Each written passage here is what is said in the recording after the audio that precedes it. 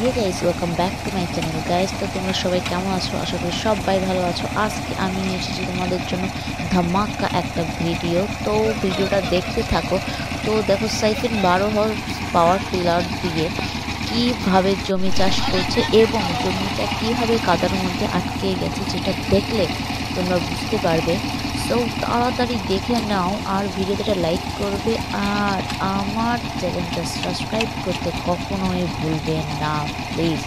তো দেখা যাক আমাদের এই ড্রাইভারটা পারে কিনা। ও মাই গড, ও তো নেমে গেল।